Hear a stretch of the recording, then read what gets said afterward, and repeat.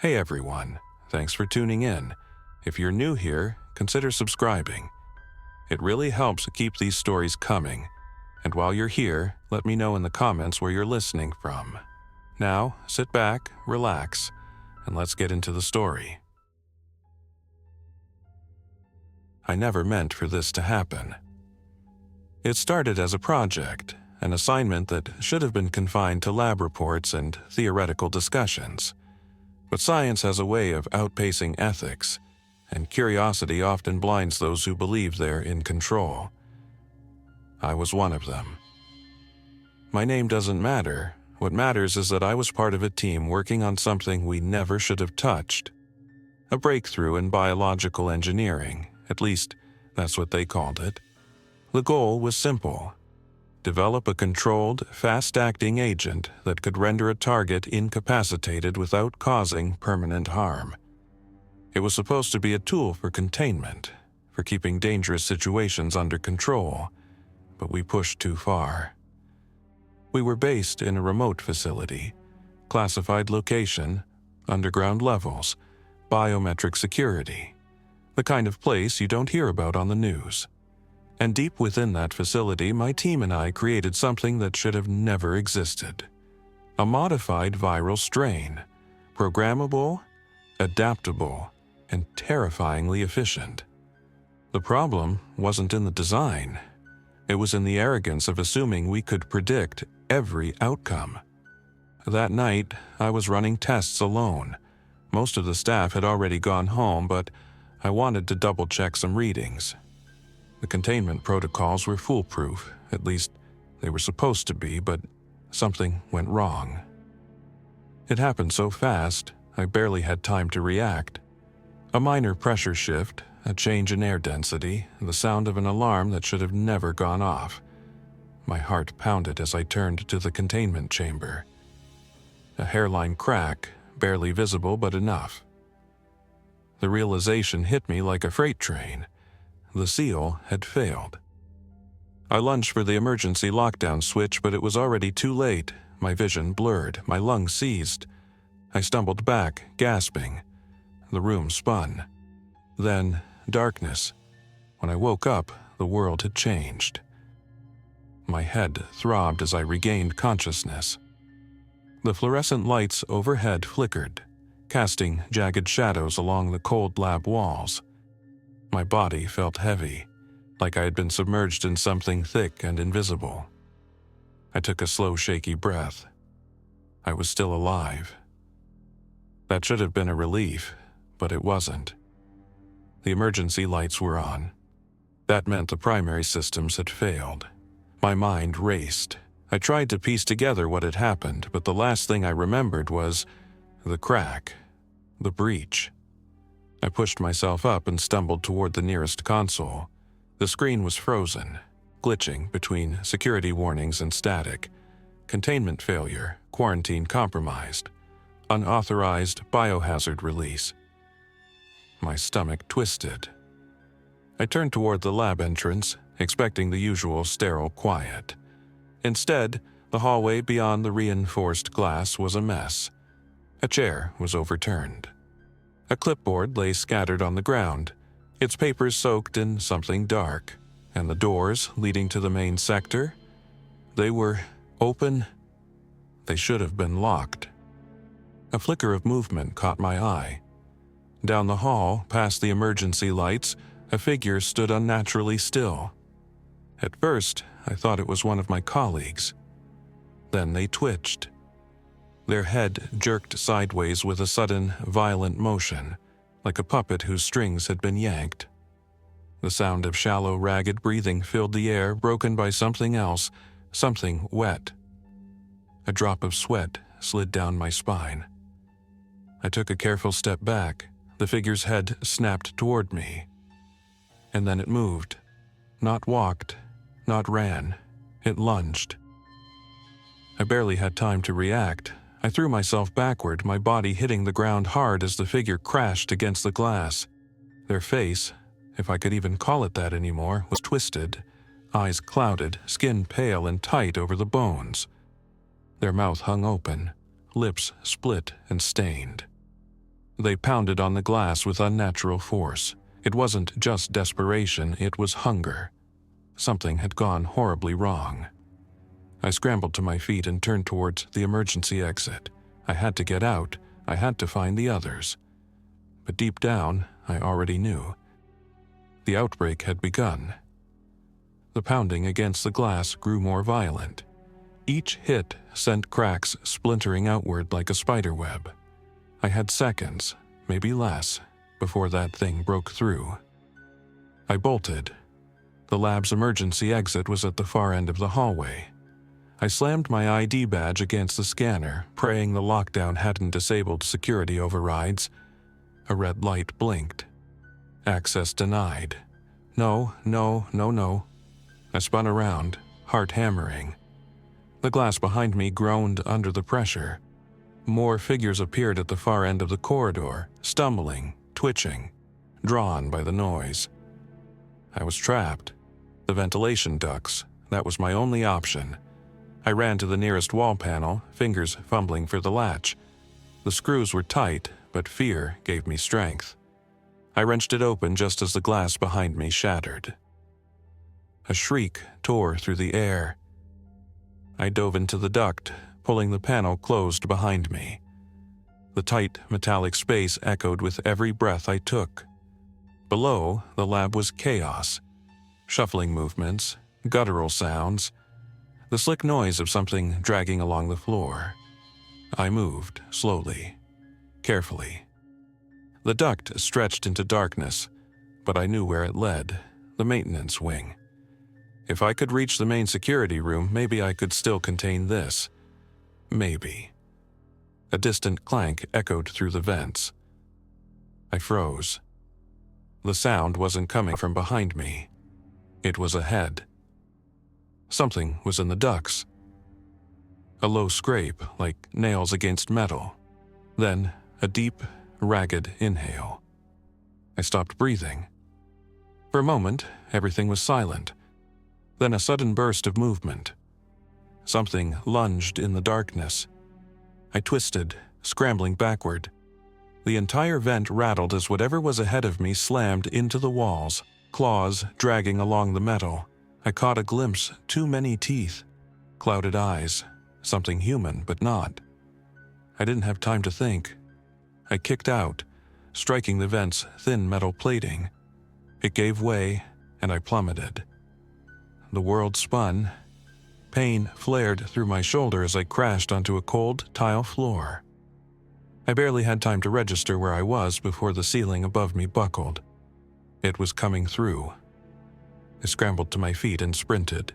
I didn't look back. I ran without thinking. My body moved on instinct, fueled by adrenaline and sheer terror. The maintenance wing was a maze of dimly lit corridors, the air thick with the scent of disinfectant and something far worse, something rotten. I could still hear it behind me, the thing from the vent. It moved in erratic bursts, skittering, thudding, scraping. It wasn't just following, it was hunting.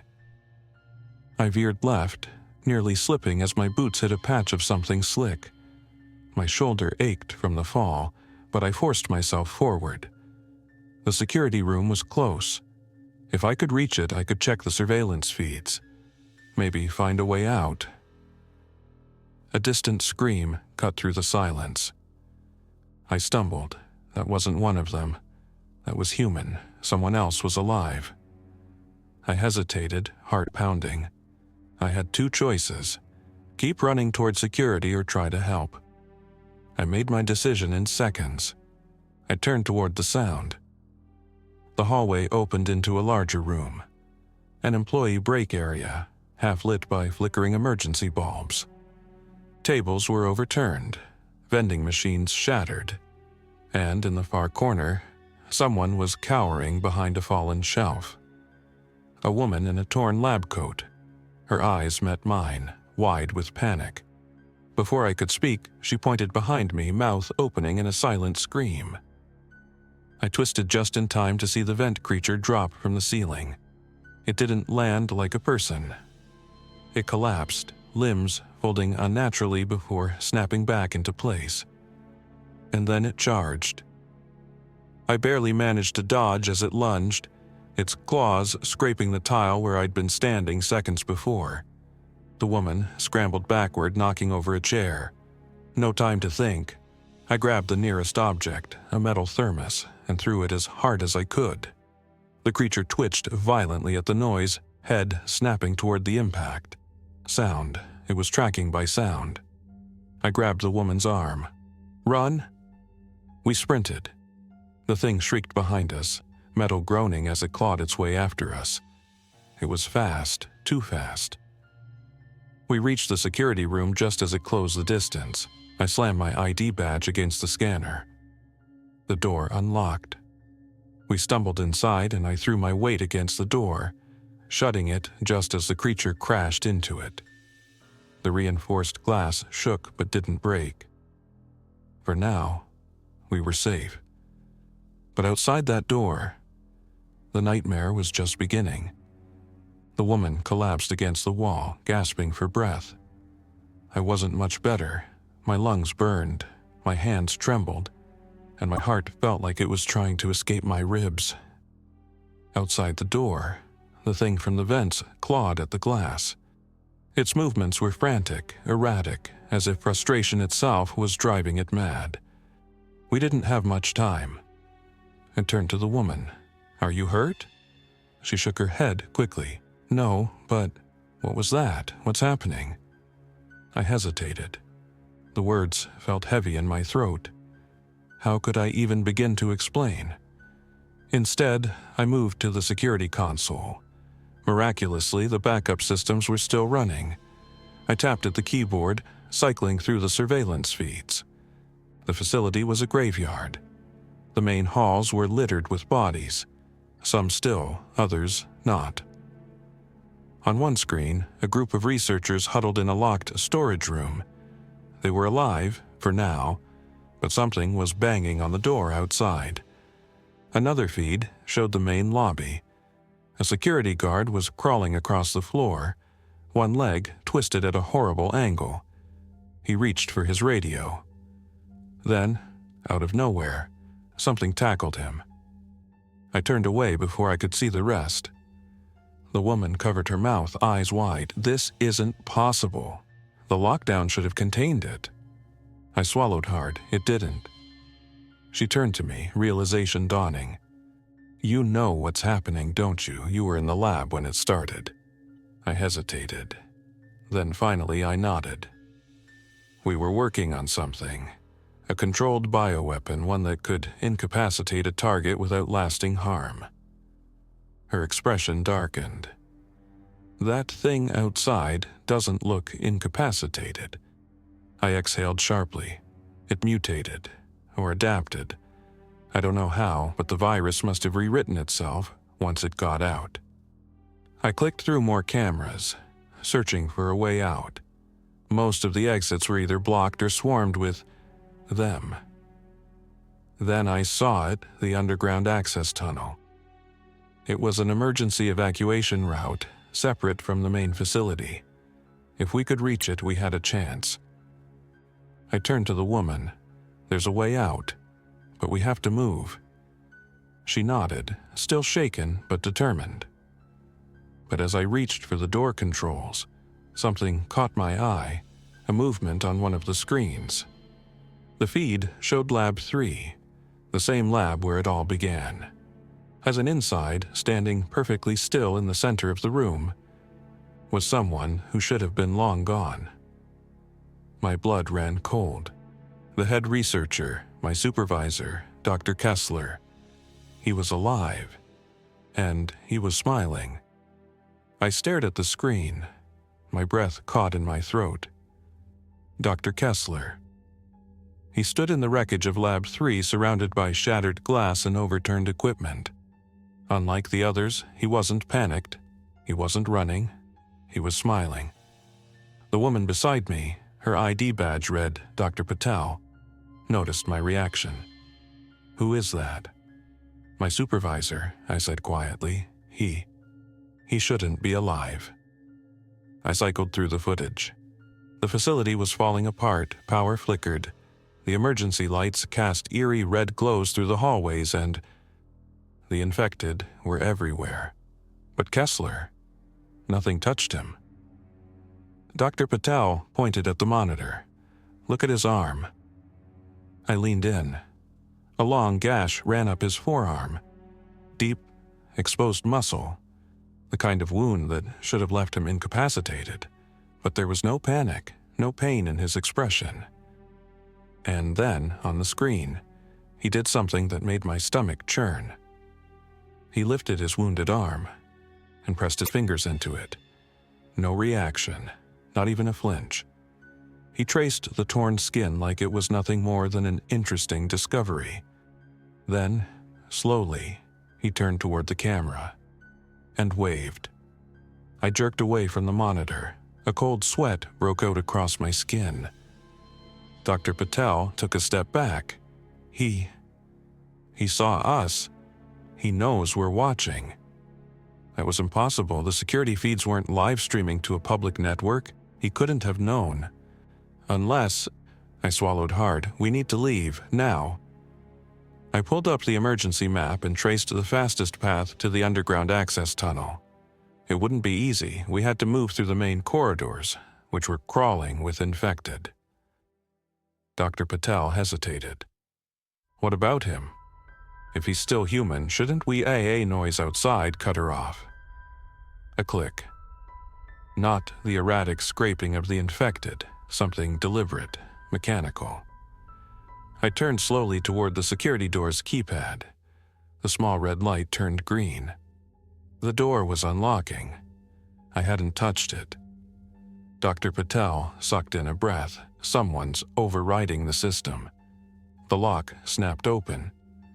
The moment the door slid open, we ran.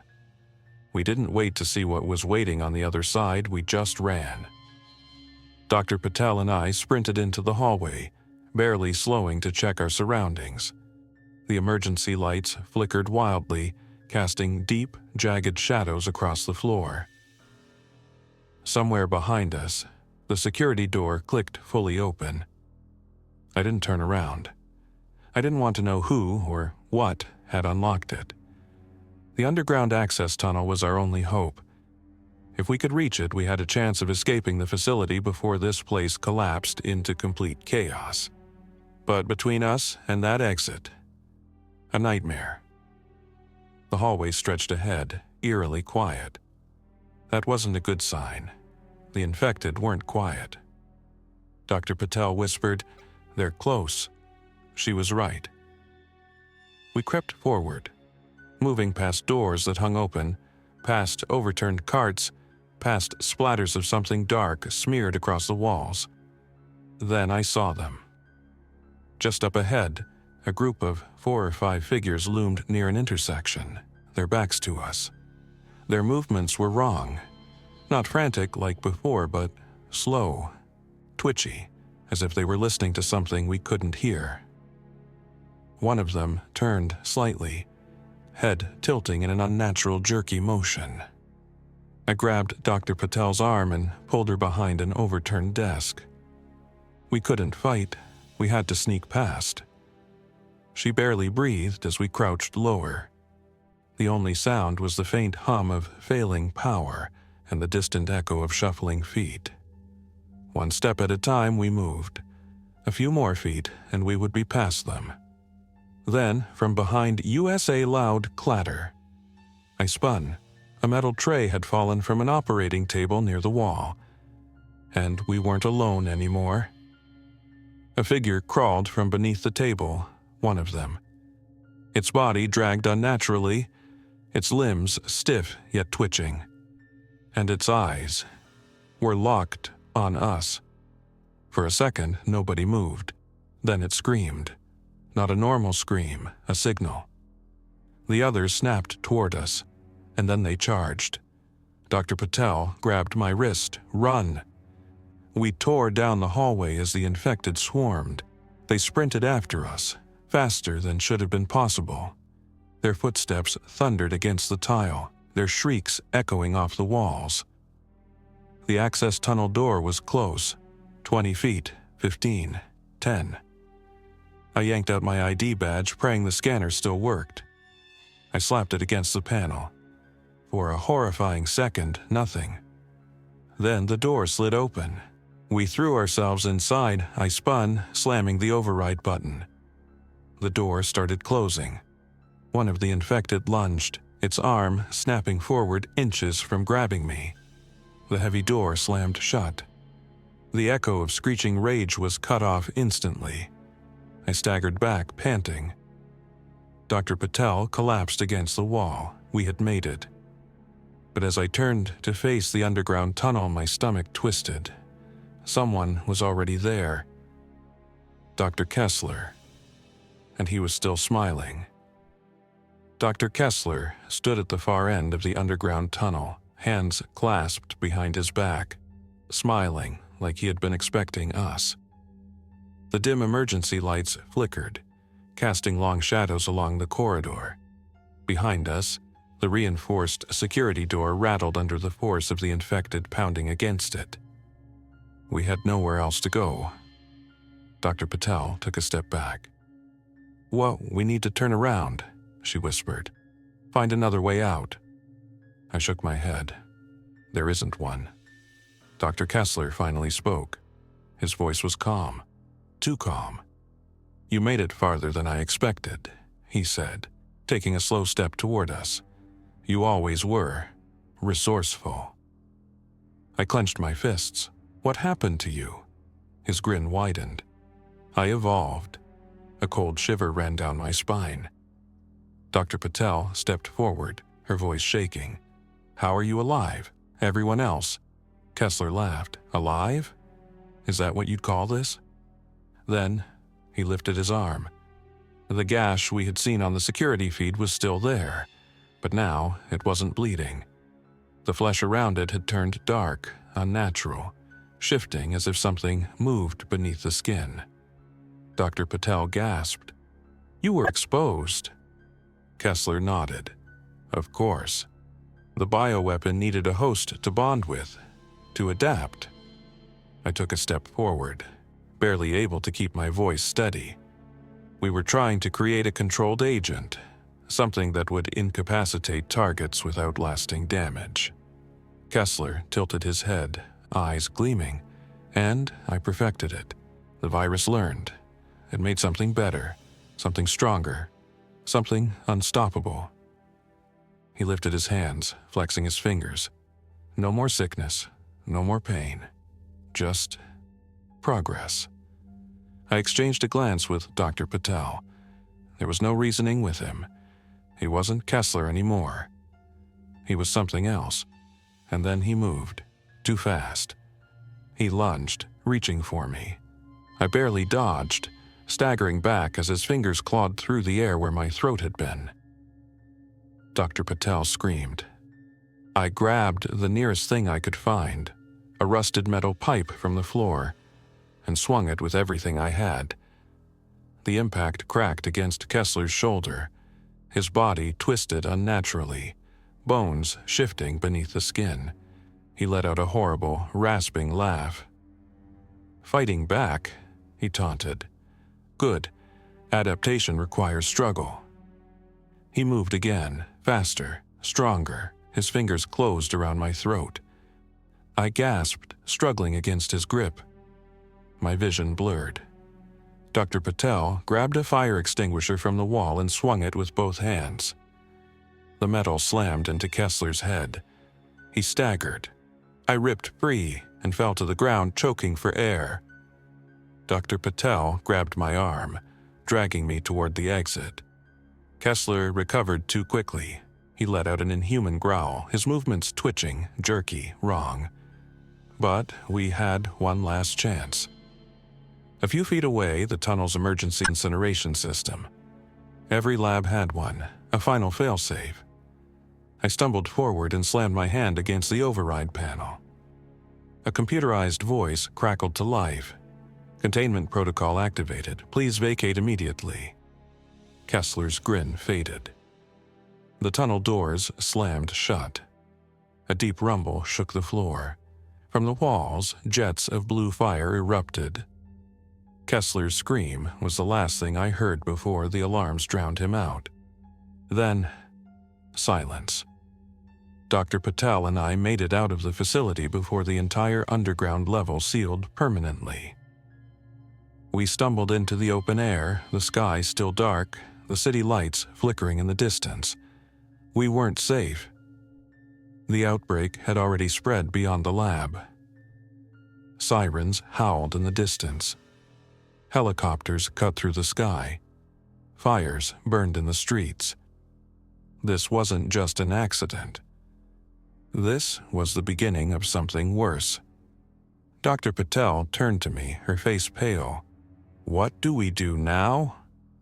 I exhaled, staring at the city beyond. I had started this. Now I had to survive it, for as long as I could. Thanks for listening. If you enjoyed this story, don't forget to like and subscribe. Your support keeps these creepypastas coming. Until next time, stay alert, stay safe, and never ignore the feeling that something is watching.